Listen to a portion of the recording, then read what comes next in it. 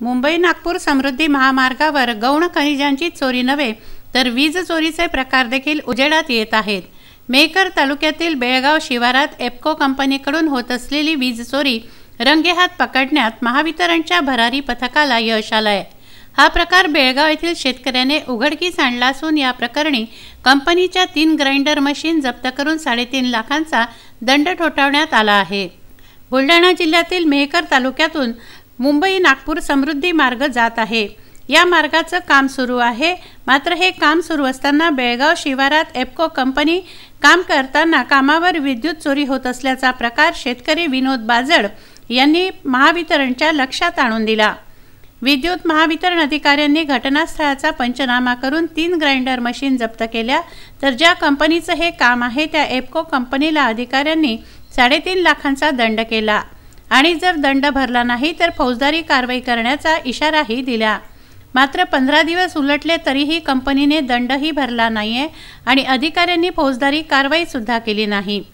दिनांक 15/1/2020 ला बेळगाव शहरामध्ये समृद्धीचं जे खोदकाम महामार्गाचं काम चालू होतं, तिथे सर्वे करण्याच्या दरम्यान तिथे वीज चोरी आढळली। तिथे वीज चोरी आढळल्या दरम्यान 3 कटर मशीन जप्त केलेले आहे आणि जे एप्को कंपनी आहे त्यांना असेसमेंट आणि कंपाऊंडिंग बिल देण्यात आलेले आहे। भारतीय विद्युत कायद्यानुसार 135च्या कलमानुसार जर यांनी पैसे भरलेले नाही 7 दिवसात त्यांच्यावर गुन्हा दाखल करण्यात येईल। असेसमेंट आणि कंपाऊंडिंग यांची टोटल जे रक्कम आहे त्यांना जवळपास 3-3.5 लाख रुपये आहे भरावं लागेल। माझ्या 13 जानेवारीला अशी लक्षात आली की समृद्धी महामार्ग चॅनेल नंबर 260, 61 आणि 62 या ठिकाणी जी पुलाचे बांधकाम चालू होते त्या बांधकामावर लाईनचा वापर हा अवैधरित्या वायर टाकून काम चालू होते आणि त्या कामावरती मी विचारणा केली असता मला त्या ठिकाणच्या संबंधित ठेकेदारांनी जरा उद्धट भाषेत माझ्याशी संभाषण केलं। त्याच्यानंतर मी डोणगाव येथील उपविभागीय कार्यालय MSEBचं यांच्याकडे तक्रार दिली। त्यानंतर उईके साहेबांनी 15 जानेवारीला येऊन संबंधित ठिकाणी रंगेहात त्यांचे चाललेले काम पकडले आणि सदर ठिकाणाहून 3 ग्राइंडर मशीन आणि 1 हॅलोजन लाईट अशा प्रकारचं साहित्य जप्त करून कार्यवाही केली। तदनंतर मी त्यांची उईके साहेबाशी संपर्क केला असता फोनवरून त्यांनी सांगितलं की 4.5 लाख रुपयाचा त्यांना फाईन केला, परंतु संबंधित कंपनींनी सांगितलं की या कामाशी आमचा संबंध नाही। परंतु मी पुन्हा त्यांच्याकडे फोन करून विचारणा केली असता संबंधित उईके साहेबांनी सांगितलं की आम्ही याच्यानंतरची पुढील कारवाई त्यांनी जर बिल नाही घेतलं तर संबंधित कार्यवाही आम्ही पुढं करून घेऊ।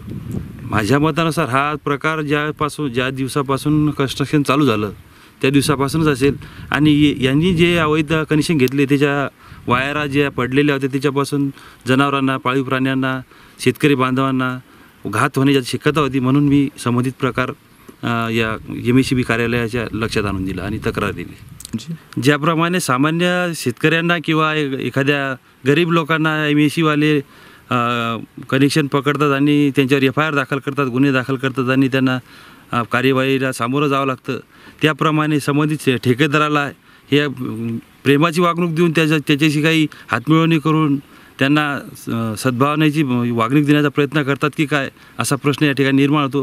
म्हणून माझी एकच मागणी आहे, ज्याप्रमाणे सामान्य लोकांना याच्या चोरीच्या प्रकरणात FIR दाखल होते त्याचप्रमाणे संबंधित ठेकेदारावर किंवा कंपनीवर कार्यवाही व्हावी आणि त्यांच्यावर दंडात्मक कार्यवाही करण्यात यावी अशी माझी मागणी आहे। एरवी विद्युत चोरी केल्यास सामान्य नागरिकांना तात्काळ दंड आणि फौजदारी करतात, मात्र या ठेकेदाराला वेगळा न्याय का असा प्रश्न तक्रारकर्त्या शेतकऱ्याने केला आहे आणि संगनमत करणाऱ्या महावितरणच्या अधिकारी एप्को कंपनीवर कारवाईची मागणी केली आहे।